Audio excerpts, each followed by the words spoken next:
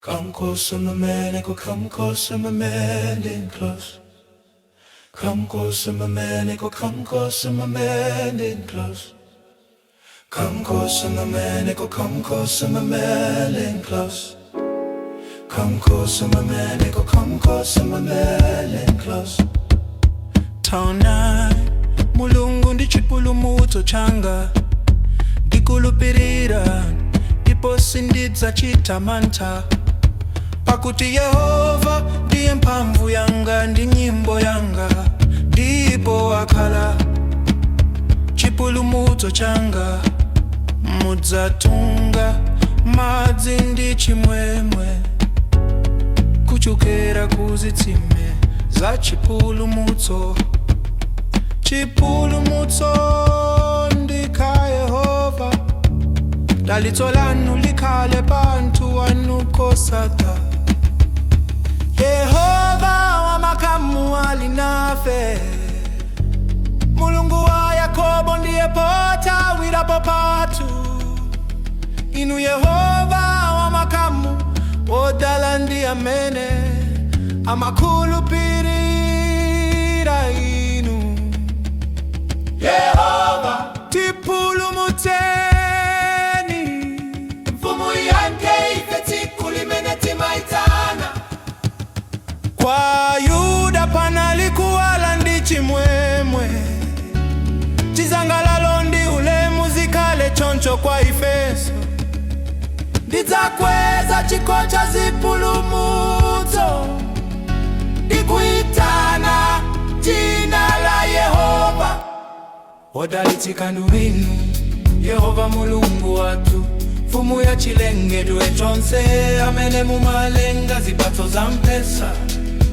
Odalitsika ndi inu Yehova Mulungu wathu, mfumu ya chilengedwe chonse, amene mumalenga mitundu yosiyana-siyana ya zonunkhira. Odalitsika ndi inu Yehova Mulungu wathu, mfumu ya chilengedwe chonse, amene mumalenga kuwala kwa moto.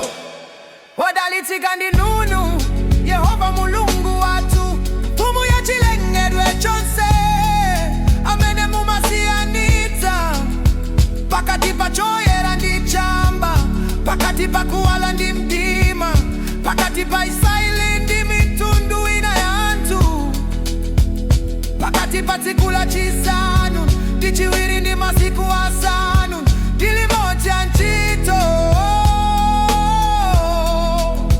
Odalitsika ndi inu Yehova, amene mumasiyanitsa pakati pa choyera ndi chamba.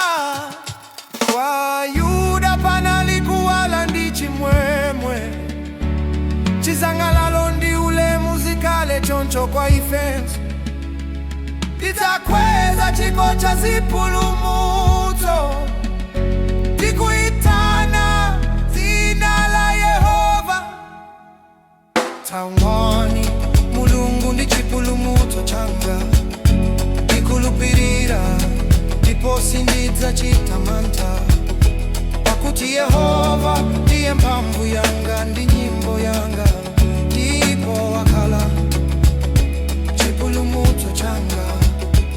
Mudzatunga madzi ndi chimwemwe, kuchokera kuzitsime za chipulumutso. Chipulumutso ndika Yehova, dalitso lanu likhale panthu wanu kosatha. Yehova wa makamu ali nafe, Mulungu wa Yakobo ndiye potawirapo pathu. Inu Yehova wa makamu, odala ndi amene amakhulupirira inu.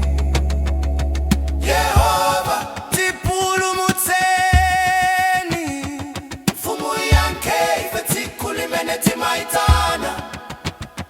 kwa Yuda panali kuwala ndi chimwemwe, chisangalalo ndi ulemu zikhale choncho kwa ifenso.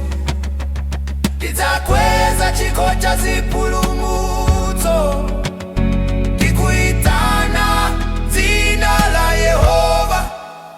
wodalitsika ndi nunyu Yehova mulungu wathu mfumu ya chilengedwe chonse amene mumalenga zipatso za mpesa wodalitsika ndi nunyu Yehova mulungu wathu mfumu ya chilengedwe chonse amene mumalenga mitundu yosiyana yazonukira wodalitsika ndi nunyu Yehova mulungu wathu mfumu ya chilengedwe chonse amene mumalenga kuwala kwa moto wodalitsika ndi nunyu Yehova mulungu wathu mfumu ya chilengedwe chonse amene mumasiyanitsa pakati pa choyera ndi chamba pakati pa kuwala ndi mdima pakati pa Israeli ndi mitundu ina ya anthu pakati pa tsiku lachisanu ndi chiwiri ndi masiku asanu ndi limodzi ntchito